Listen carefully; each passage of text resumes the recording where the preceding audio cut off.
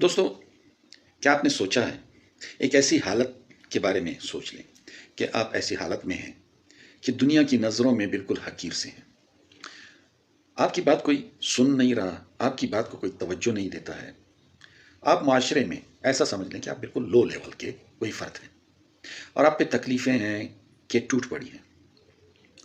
آپ کو پیسوں کی بھی حاجت ہے، آپ کے گھر میں بیماری بھی ہے، آپ غریب بھی ہیں، آپ کے پاس کھانے کو کچھ ہے بھی نہیں، یا اس طرح سے کوئی بڑی مشکلات ہیں اور آپ کی بات کوئی نہیں سن رہا، کوئی اس میں دلچسپی نہیں لے رہا.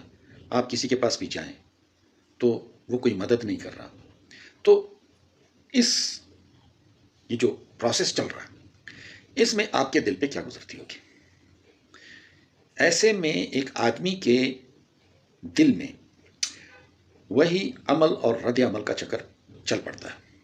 وہ اس سوسائٹی سے، اس دنیا سے دو انداز میں کٹ جاتا ہے. ایک، اسے ڈپریشن ہو جاتا ہے، وہ اس ڈپریشن کی وجہ سے وہ اس دنیا سے کٹ جاتا ہے. اور دوسرا، اس کے دل میں کوئی ایسی تحریک پیدا ہوتی ہے کہ ان لوگوں کو سمجھاؤ کہ میں کون ہوں.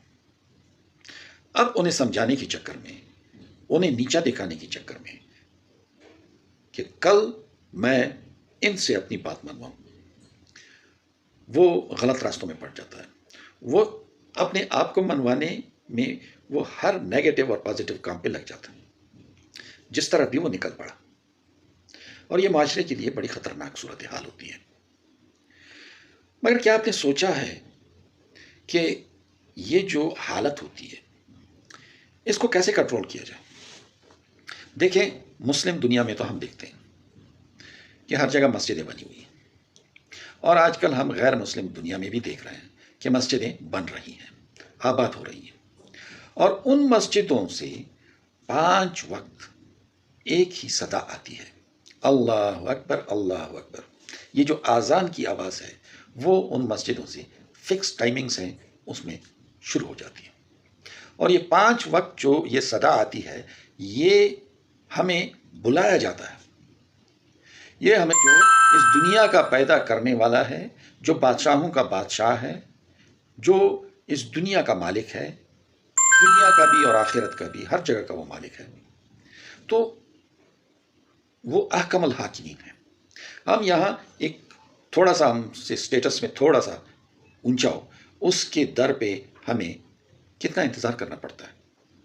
یہاں پہ وہ احکم الحاکمین آپ کو بلاتا ہے، آ جاؤ میرے سامنے آؤ، فریاد کرو جو فریاد کرنی ہے، آ جاؤ. کہتے ہیں حی علی الفلاح، اپنی کامیابی کے لیے آ جاؤ. میرا اس میں کچھ بھی نہیں ہے، میرے پاس جو کچھ ہے وہ ختم ہونے والا نہیں ہے. میں اگر اس دنیا کے جو ابھی 7 یا 8 ارب جو لوگ ہیں، ان کو بھی اگر میں 1 بلین دے دوں تو میرے خزانوں میں کوئی کمی نہیں ہے. تم آ جاؤ، آ جاؤ اپنی کامیابی کے لیے، اپنی فلاح کے لیے آ جاؤ. تو جب ہم آتے ہیں وہاں پہ اور کھڑے ہوتے ہیں، تو جب ہم کھڑے ہوتے ہیں اس کے سامنے، تو جب کوئی اس کے سامنے کھڑا ہوتا ہے اپنی فلاح کے لیے، اور یہ ڈیوٹی ہے، یہ لازم ہے ہر مسلم کے لیے کہ وہ ادھر جائے، بلکہ ہر بندے کے لیے کہ وہ ادھر جائے، اپنے لاٹ کے سامنے، اپنے حاکم کے سامنے، اپنے بادشاہ کے سامنے، اپنی کریٹر کے سامنے کھڑا ہو جائے، اور جو بھی اس کو تکلیف ہے وہ اس کو بتائے. تو جب آدمی کھڑا ہوتا ہے تو یہاں پہ احادیث میں آتا ہے کہ جب آدمی تکبیر تحریمہ کی پڑھنے کے بعد اللہ اکبر کہہ کر کے نماز میں داخل ہوتا ہے، تو اللہ تعالیٰ فرشتوں سے کہتے ہیں کہ سارے پردے میرے اور اس بندے کے بیچ میں جتنے پردے ہیں وہ ہٹا دو. تو اللہ تعالیٰ بالکل سامنے، گاڈ سامنے ہوتا ہے. اب یہ جو کھڑا ہوا ہے سوالی بندہ، جو اپنے فائدے حاصل کرنے کے لیے ادھر کھڑا ہوا ہے، تو وہ کس انداز میں اپنی فریاد پہنچاتا ہے؟ اللہ تعالیٰ ہم سے کہتا ہے کہ تم مجھے قائل کرو، میں تو تمہارے سامنے ہوں، تم مجھ سے مدد مانگ رہے ہو، تو اب کس انداز میں میں کیوں کر تمہاری مدد کروں؟ اب مجھے سمجھاؤ۔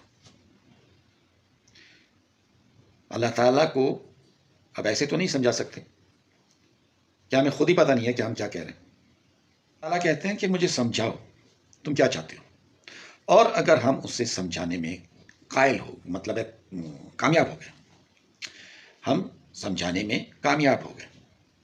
ویسے تو اللہ تعالیٰ دلوں کے حال جانتا ہے، وہ میرے دل میں کیا چل رہا ہے وہ بھی جانتا ہے، مگر ایک بات ہوتی ہے کہ ہم کسی کو قائل کر سکیں۔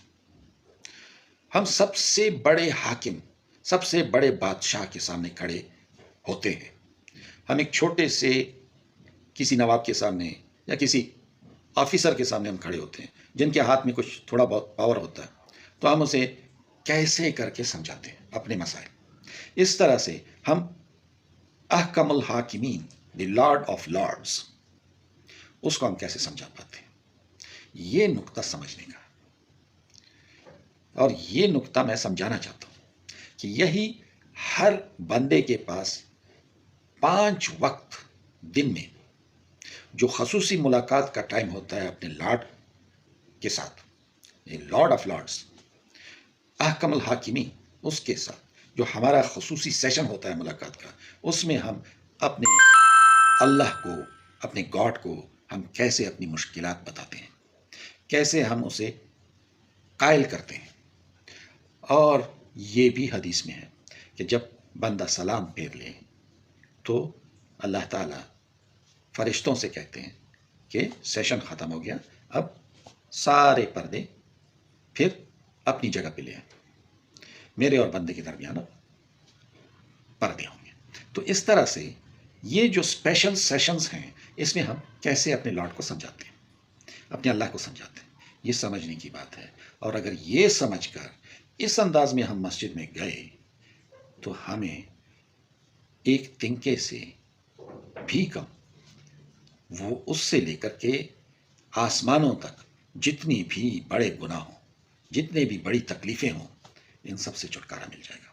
اور یہی حل ہے چھٹکارا پانے کا، یہی حل ہے انگزائٹی ختم کرنے کا، یہی حل ہے ڈپریشن ختم کرنے کا، اور یہی حل ہے اپنی تمام تر مشکلات کو ختم کرنے کا۔ دوستو، اللہ حافظ۔